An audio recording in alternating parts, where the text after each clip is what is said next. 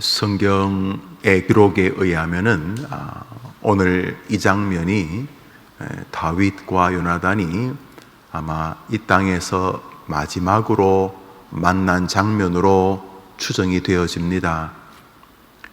몇 번이고 아버지를 설득했지만 또 그때마다 조변석계 하던 임금 사울은 양심과 질투심 사이에서 신앙과 욕망 사이에서 좌충우돌하다가 결국 다윗을 죽이려는 마음이 공고해진 것을 아들 요나단이 깨닫게 됩니다.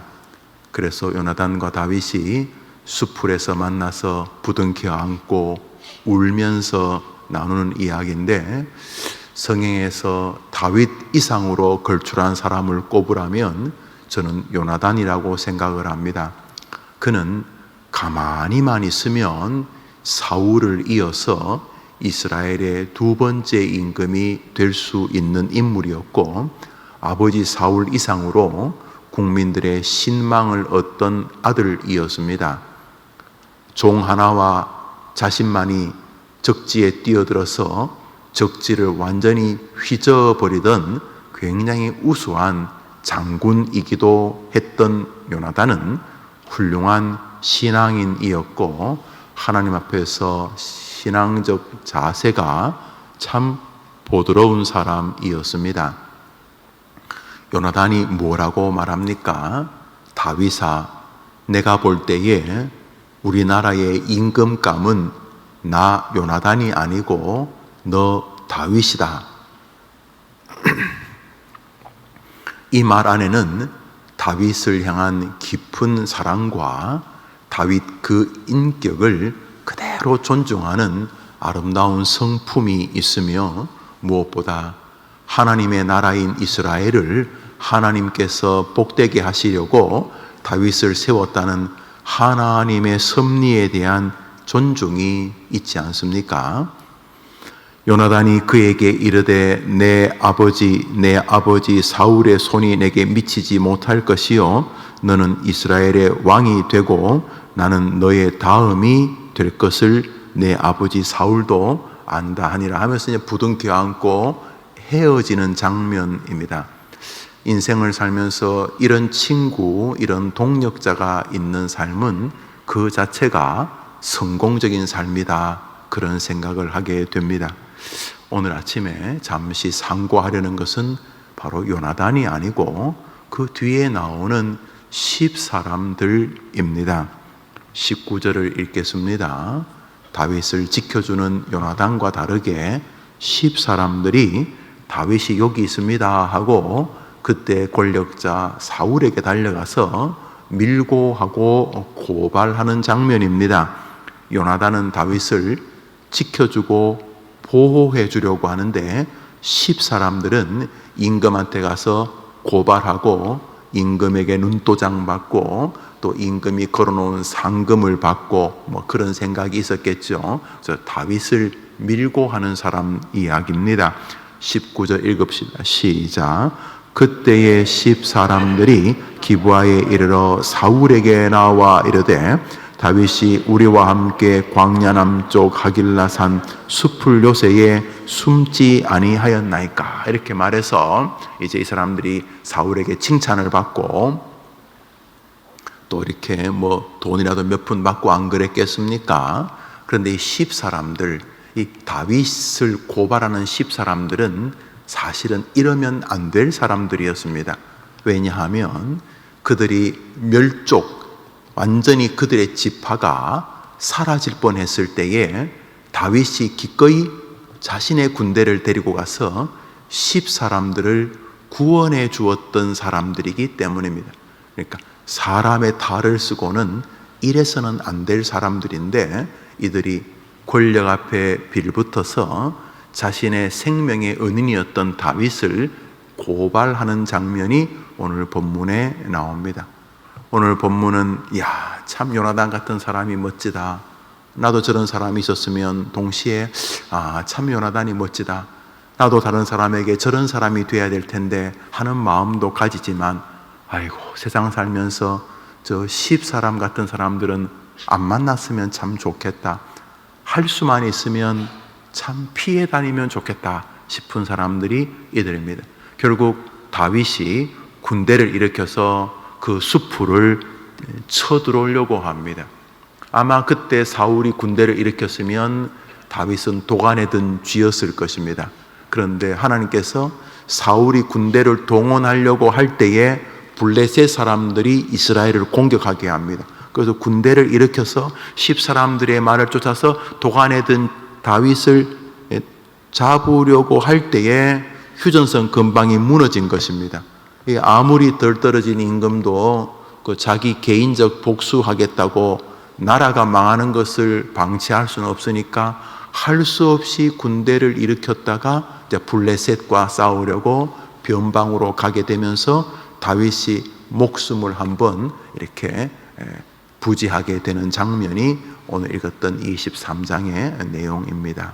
여기서 우리 인생의 10사람을 생각합니다.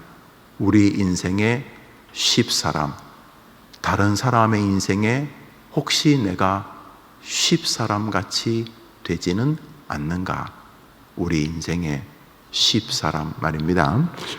오늘자 날주 고린도전서 4장입니다. 오늘자 날주 고린도전서 4장입니다.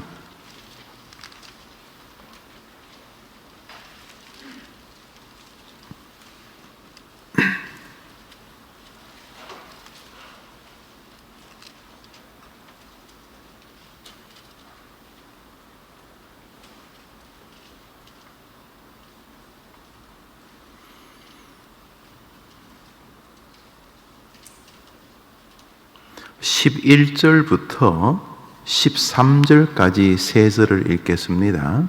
11절부터 13절까지를 보겠습니다. 읽읍시다. 바로 이 시각까지 우리가 줄이고 목마르고 헐벗고 매맞으며 정처가 없고 또 수고하여 친히 손으로 일을 하며 모욕을 당한 즉 축복하고 박해를 받은 즉 참고 비방을 받은 즉 권면하니 우리가 지금까지 세상의 더러운 것과 만물의 찌꺼기 같이 되었도다. 이 바울이 자신과 자신의 일행들이 세상을 살면서 겪었던 이야기를 하는데 그 이야기를 가만히 보면은 우리가 이 시각까지 줄이고 목마르고 헐벗고까지는 자청한 부분이 있습니다. 기꺼이 가만히 있으면 서울대 석자 교수 이상을 할 만한 인물이었습니다.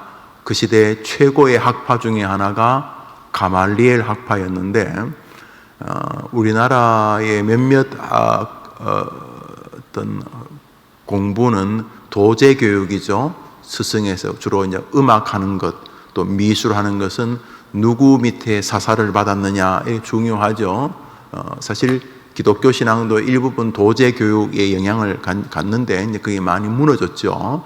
신학교를 만들면서 원래는 노회가 그 목사 후보생을 훈련시키고 그 노회에서 훌륭한 목사님, 존경받을 목사님 밑에서 배워서 목사가 되는 것이 제일 정상적인데 도저히 그렇게 할 수 없고 또 할 수 있으면 제도권이 뭡니까? 나라가 도장을 찍어주고 교육부에서 승인을 하고 뭐 이런 제도권의 방식 안에 교회도 일부분 들어야 될 이유가 있어서 그러다 보니 도제 교육이 가지고 있는 어떤 그런 장점을 많이 잃어버렸죠. 그러니까 뭐 좀 아쉽긴 해요. 이렇게 많이 아쉽기도 해요. 선생님 자질이 있는가 싶은 그런 신학교 선생부터 시작해서 뭘 공부했는가 싶은 그런 좀 의문스러운 논문을 공부한 종류의 사람들까지 각양각색의 사람들이 신학생들, 목사 후보생을 키우지요. 다방면으로 배운다는 건 좋은 일이지만 그것이 꼭 좋은 일인가에 요즘 고민이 분명히 있습니다. 도제 교육 그 자체가 단점도 있지만 굉장히 중요한 장점이 있죠. 교육이 아니라 또 가르침이 학문의 기술이 아니라 학문됨, 학문함, 학문에 대한 인격, 자세 이런 것을 배울 수 있죠.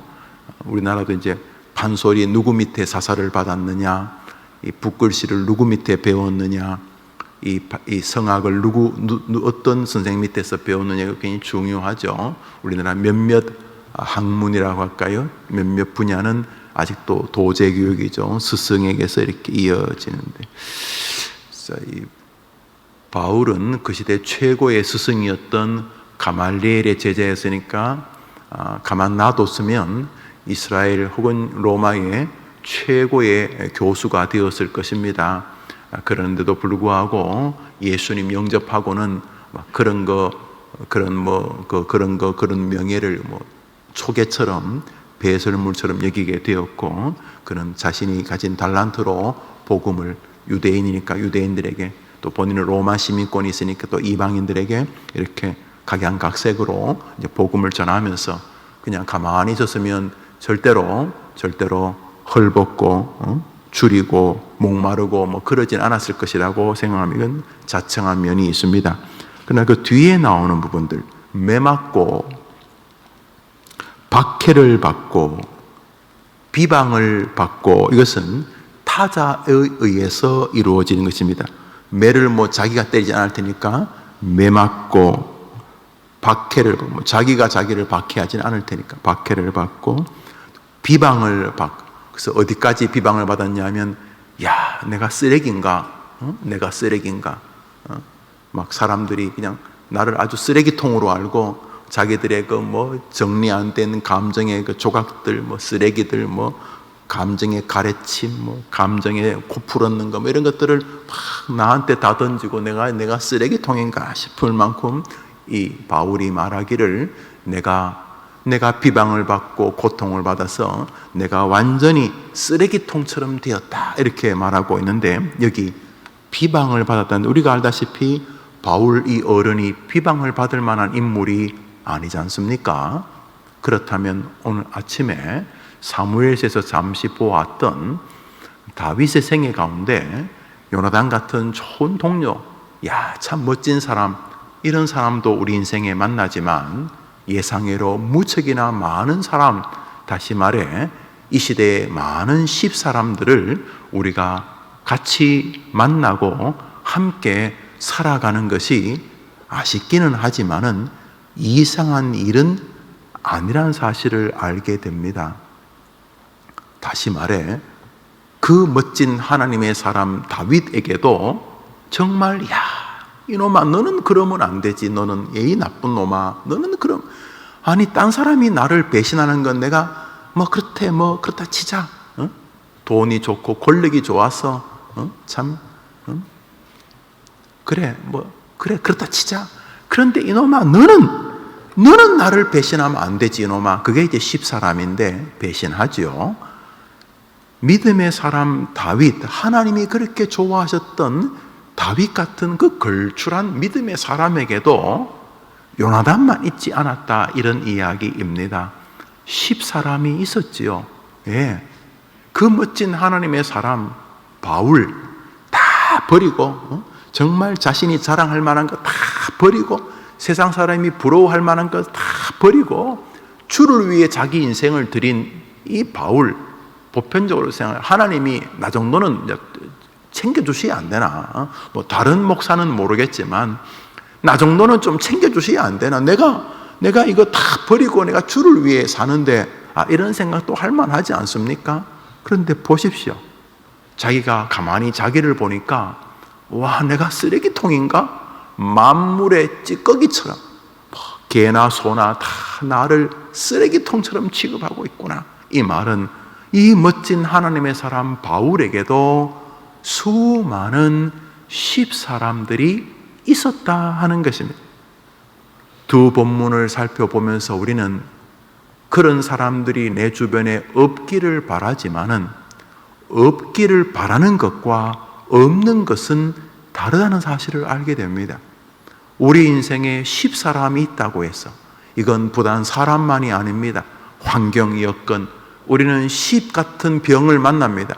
아니 내가 주를 위해 살겠다는데 왜 십 같은 병이 내게 오는지, 또 이렇게 살아보니까 나는 우리 집이 최고인 줄 알았는데 가만히 보니 우리 집안이 이게 최악의 집안이구나. 우리 집안이 남들도 다 우리 집처럼 아침 저녁으로 싸우고 찢고 뽑고 막 접시 날아다니고 막 두드려 패고 막 다른 집도 그래 사는 줄 알았는데 가만히 살아보니까 다른 집은 그래 살지 않고 우리 집만 그래 사는구나.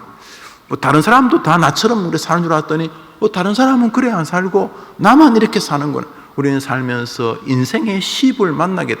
인간관계의 시입을 만나게 돼. 결혼을 했더니 이상한 일이 내 주변에서, 결혼 전에는 생각지도 못했던 희한한 인간관계들, 희한한 일들이 내 앞에다가, 직장에 희한한 상사들, 우리가 살다 보면은 인생의 시입을 만납니다.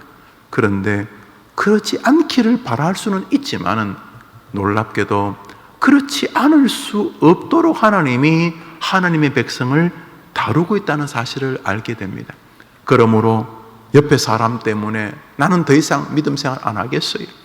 나는 내 인생에 이런 일이 벌어져서 더 이상 하나님을 인정할 수 없어요 라고 하는 것은 도저히 오늘 성경을 읽은 사람으로는 내릴 수도 도달할 수도 없는 결론이라는 것을 알 수가 있습니다. 오늘자 날주 에스겔서 2장입니다. 오늘자 날주 에스겔서 2장입니다. 6절과 7절을 보겠습니다. 에스겔서 2장 6절과 7절입니다. 어제 교회를 못 나오신 분이 계시면 가시면서 오늘자 날주를 9월달 날주를 받아 가셔서 9월달부터 또 준비하시기를 바랍니다. 에스겔서 2장 6절과 7절 읽읍시다. 인자야, 너는 비록 가시와 찔레와 함께 있으며 전갈 가운데 거주할지라도 그들을 두려워하지 말고 그들의 말을 두려워하지 말지어다. 그들은 패역한 족속이라도 그 말을 두려워하지 말며 그 얼굴을 무서워하지 말지어다. 그들은 심히 패역한 자라. 그들이 듣든지 아니 듣든지 너는 내 말로 고할지어다. 아멘. 에스겔서 오늘 말씀에서 하나님은 에스겔에게 너가 가시와 찔레와 함께 있으며 전갈 가운데 거주할지라도 그들을 두려워하지 말라고 할 때 저 가시와 찔레와 전갈 가운데 있다는 게 여러분이 신학을 안 하셔도 저게 사람이나 세상을 말한다는 것을 느끼실 것입니다. 가시와 찔레가 있다고 누가 그리 두려워하겠습니까? 가시와 전갈과 피하면 될 것인데 못 피하지요. 결국 저것은 사람이나 우리의 인생을 둘러싼 피할 수 없는 환경을 말하는 것입니다. 내 사랑하는 자녀야 이 말이죠. 인자야, 비록 너가 가시와 찔레 같은 사람들 사이에 살고 너의 삶의 주변의 사람들이 참 독하다. 전갈이 독이 있잖아요. 참 독하다. 전갈 수십 마리에 쏘이면 죽는지는 모르지만 전갈에 쏘여서 특별히 어린 아이가 아니면 죽지는 않는다고 하더구만요. 중국 가면요, 정말 못 먹는 게 없어요. 중국 가. 두만강 프로젝트를 제가 할 때 벌써 몇십 번이 되었죠. 또 우리 교회 부임하기 전부터 중국을 다니며 선교하면서 참 중국 사람들 참 못 먹는 게 없다. 그 중에 하나가 길거리에 우리는 오뎅이나 떡볶이 파는데 중국의 학생들하고 가다 보니까 전갈 튀김이 있더라고요. 전갈 이렇게 입맛 도세요? 아이고 그거 그렇게 무슨 먹어보겠다는 그런 마음이 별로 안 돼요. 전갈 튀김 또 계란인데 계란 안에서 아직 부화하지 못한 죽은 그걸 뿅알이라고 해야 되나요? 뭐라고 그거 튀김. 하여튼 신기하게 사진은 다 찍어놓고 합니다만 그게 한번 이렇게 트라이를 해보고 싶은 생각은 없는데 여튼간에 그 전갈이 좀 따갑지요. 살다 보면은 가만히 있으면 왠지 좀 따가운 사람이 있어요. 아이고 참 사람이 말을 전갈처럼 한다. 그 참 독하게 한다. 뭐 빙그레 웃으면서 말을 하든 처음부터 성질을 내서 말을 하든 말이 좀 독한 사람도 있고 또 있어 보면 그 은혜를 갚는 것도 또 정신도 정서도 참 사람이 참 정갈 같다 싶은 사람이 있죠. 그렇지만 네 주변에 그런 범 10사람 같은 사람이 있다고 해서 지나치게 두려워하지 말라는 말을 지금 몇 번이나 반복하고 있습니까? 그러니까 10사람이 있다고 나 안 해! 뭐 이렇게 말하거나 아니 세상에 내가 그래도 교회는 안 그럴겠지 하고 왔더니 교회 다니는 인간들이 더 무정하고 아쉽기는 하지만은 그러지 않으려고 우리가 부단히 노력하고 그런 교회를 만들려고 우리 한 사람 한 사람이 정말로 해림, 은혜가 임하는 교회를 만들려고 하기는 하지만 우리도 다 알잖아요. 그 사람이 그렇게 부족한 것처럼 우리도 그 나물의 그 밥 아닙니까? 우리가 다 죄인 아닙니까? 그래서 교회 와서 예상외로 많은 사람들이 다른 데 상처받는 게 아니고 옆에 10사람 때문에 상처를 받는 자기 생각에 자기도 10사람인 건 모르고 그런데 오늘 성경은 네 주변에 요나단 같은 사람만 있으면 얼마나 좋겠냐마는 아니다. 성경은 이렇게 말합니다. 너희 원수가 내 집 안에 있다. 뭐 멀리 갈 것도 없고 집 안에서 피부치 서로 핏줄로 연결되어진 관계도 어떨 때는 서로 원수가 10사람이 된다. 그래서 에이 하고 신앙을 포기할 게 아니라 더 하나님을 의지하라 이 말 아닙니까? 그런 10사람 때문에 나 그만할래? 나 믿음 생활 포기할래? 아니 나 다 마음 문을 닫고 그냥 나 혼자 교회 조용히 왔다가 나 조용히 갈래? 그러지 말고 그런 10사람 일종의 그 정갈과 가시와 찔레 같은 거 그런 거 너무 지나치게 두려워하지 말고 하나님 의지하고 하나님 바라보고 살아라 이런 말 아닙니까? 여기 뭔 전제가 있습니까? 인생길에 10사람들이 있다는 것입니다. 오늘자 날주 시편 38편입니다. 오늘자 날주 시편 38편입니다.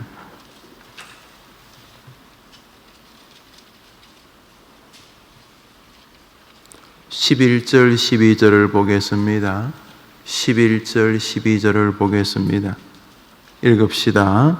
내가 사랑하는 자와 내 친구들이 내 상처를 멀리하고 내 친척들도 멀리 섰나이다. 내 생명을 찾는 자가 올무를 놓고 나를 해하려는 자가 괴악한 일을 말하여 종일토록 음모를 꾸미오나. 야, 참 다윗의 저작이라고 되어 있지요. 야, 뭐라고 말하요? 내가 사랑하는 자와 가족 같으네요. 내가 사랑하는 자와 내 친구들이 내 상처를 멀리하고 아이고야 왜 이렇게 찢어졌어요? 약은 있어? 이리 와봐. 우리 집에 좋은 뭐 반창고가 있어. 좋은 약이 있어. 아이고 어떻게 그래 어떻게 밥은 먹었어? 내가 죽을 수 없게. 이렇게 상처를 입었을 때에 딴 사람이 나를 소 닭 쳐다보듯이 하는 것이야 이해되지만 우리 믿음의 사람들이 우리 같은 해림의 가족들이 또 내가 사랑하는 사람이 내가 아픈데 나를 멀리하고 내게서 더 멀리 섰나이다. 그러니까 이게 10사람이 피부치까지 포함이 됩니다. 피부치까지.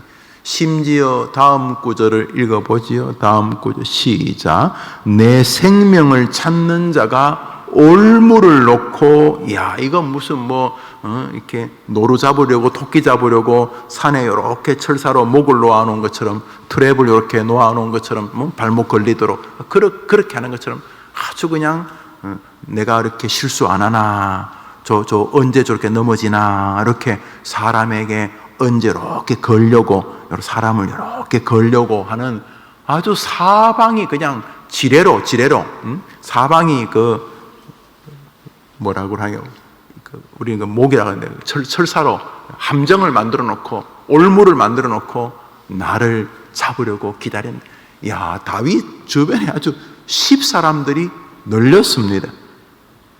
복된 아침입니다. 여러분 인생에 좋은 사람이 있는 것 너무너무 감사하셔야 합니다. 여러분 인생에 만일 해림교회가 좋은 교회로 느껴진다면 이미 여러분은 남들과는 비교할 수 없는 복받은 사람들입니다. 만일 여러분 주변에 참 좋은 친구, 동료, 좋은 믿음의 사람들이 여러분 앞에 있다면 여러분은 이미 복받은 사람들입니다. 말로 할 수 없는. 그러나 동시에 여러분 곁에 아이고, 어째 저런 사람이 내 옆에 있나, 아이고 무슨 이런 일이 벌어지나, 이렇게 다소 억울하고 속상하고, 오늘 다윗을 보십시오. 내가 아픈데, 내 상처가 있는데 도리어 나를 친척까지 버리고, 버린 정도가 아니라 목을 놓고 올무를 놓고 지뢰를 놓고 나를 잡으려고 죽이려고. 야, 다윗의 생에 수많은 10사람들이 있었던 것이죠.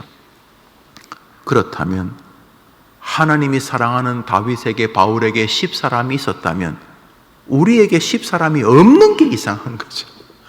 하나님이 그렇게 좋아했던 다윗에게, 바울에게 10사람이 있었으면 우리 인생에 고난이 없는 게 그게 이상한 거죠.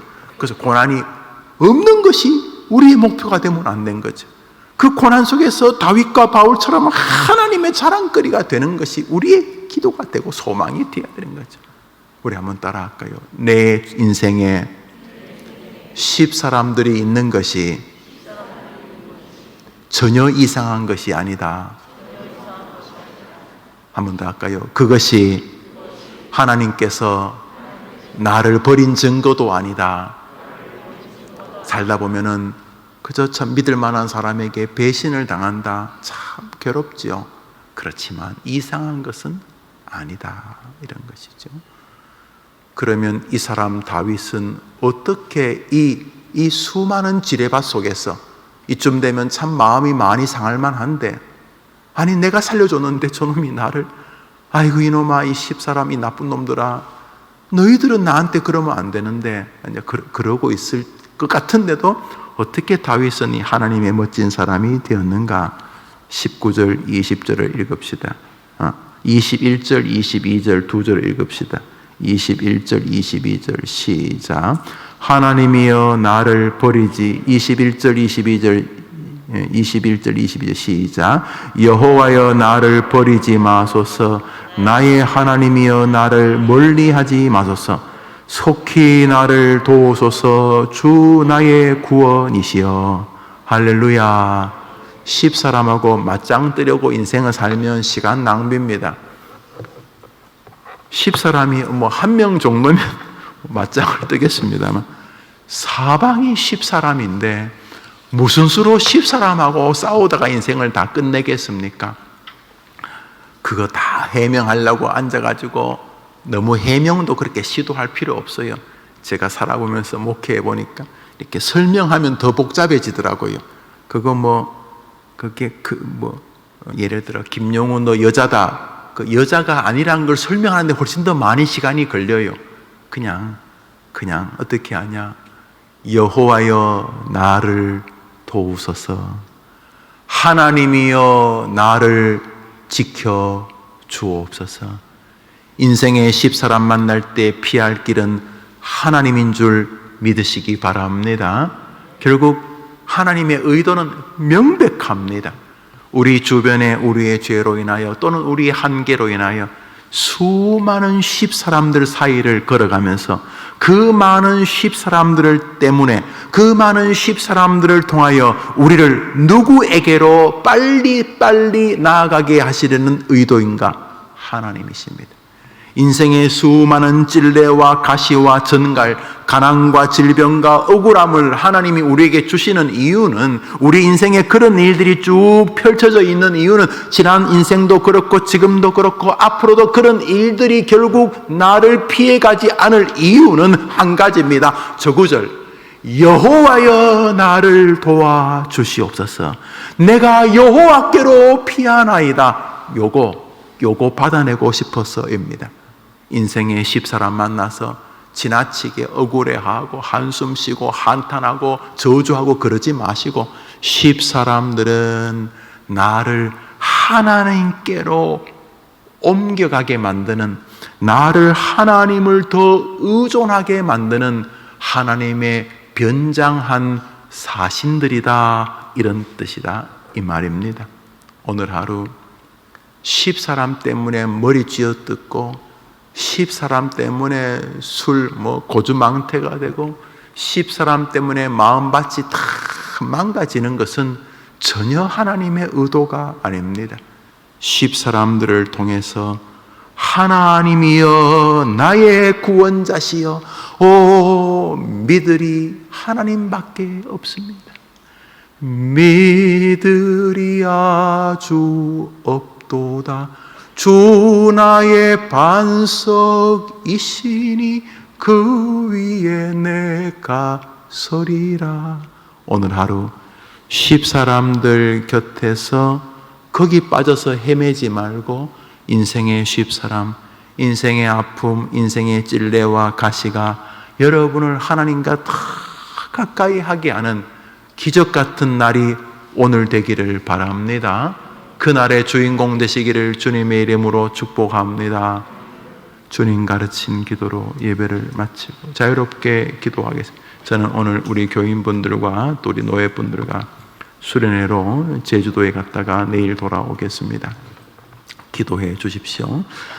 하늘에 계신 우리 아버지여, 이름이 거룩히 여김을 받으시오며 나라의 임하옵시며 뜻이 하늘에서 이룬 것 같이 땅에서도 이루어지이다. 오늘날 우리에게 일용할 양식을 주옵시고, 우리가 우리에게 죄 지은 자를 사하여 준 것 같이 우리 죄를 사하여 주옵시고, 우리를 시험에 들게 하지 마옵시고 다만 악에서 구하옵소서. 내게 나라와 권세와 영광이 아버지께 영원히 있사옵나이다. 아멘. 기도합시다.